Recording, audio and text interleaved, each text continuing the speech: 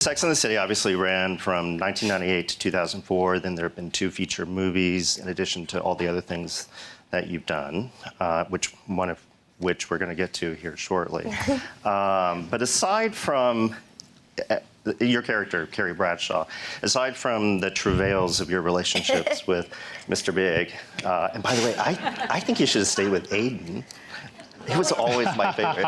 It's controversial. Right? I mean, he was such a good guy. No, he was a lovely person, both as a fictional character and the fellow who played him. Right. No, we all loved him.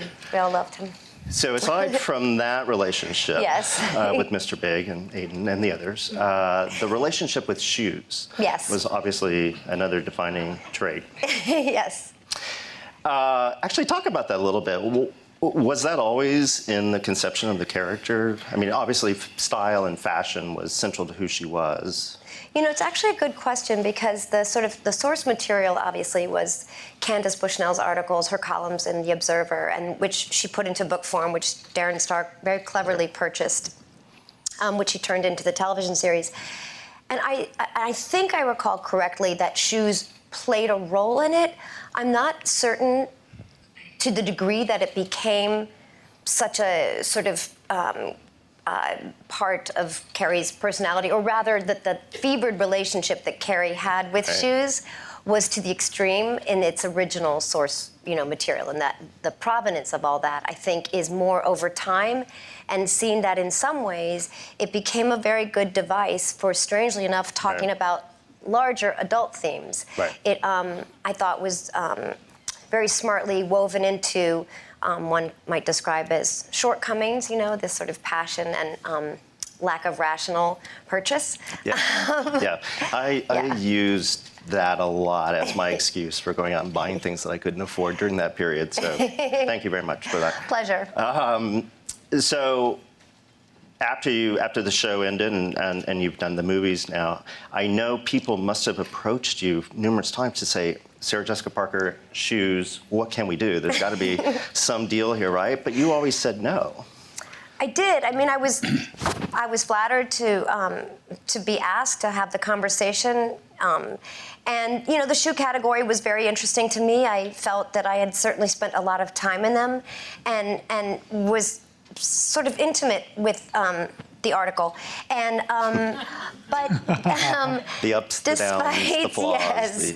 And I feel like I had worn shoes from over a century ago. I'd worn thrift store shoes that were barely held together with tape and whatever else we could do. I'd worn shoes that were on the runway in Paris, 8 and 12 hours before. So, and everything in between. It was an education, honestly, and a real discipline, which is the making of a shoe is something quite real.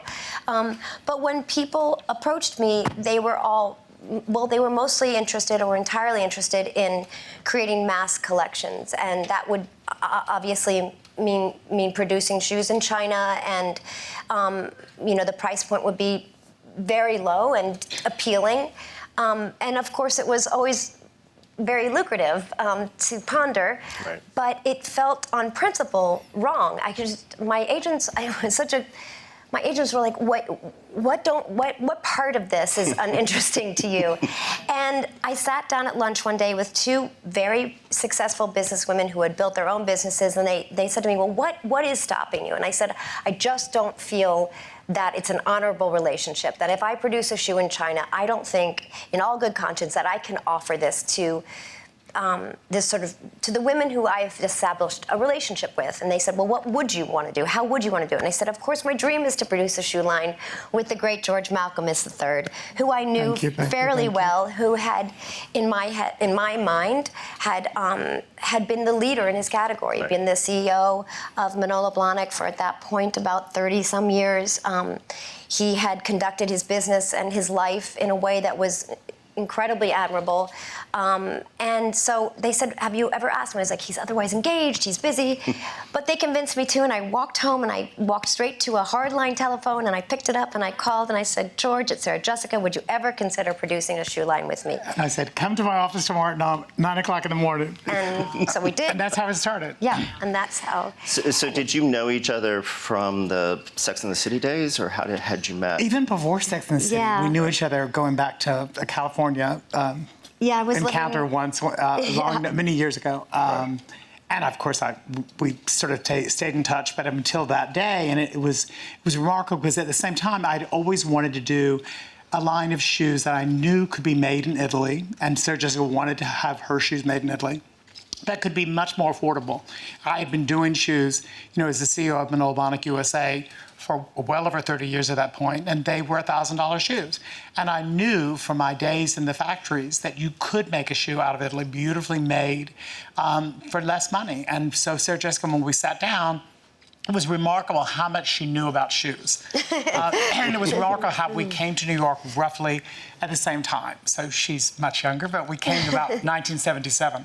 And New York in 1977 was shoe heaven. I mean, it still is shoe heaven, but then you had names, and she knew every name. She knew Charles Jourdan and Maud Frison and Walter Steiger and names that probably most of you don't even know, but those names mattered in the shoe business to her, and they mattered to me. And that sort of cemented the relationship and how she knew the construction of a shoe, and that basically the rubber tip on the bottom of a high heel shouldn't move when you touch the bottom of it, and that the sole should feel a certain way. And quite honestly, even the leather should smell a certain way.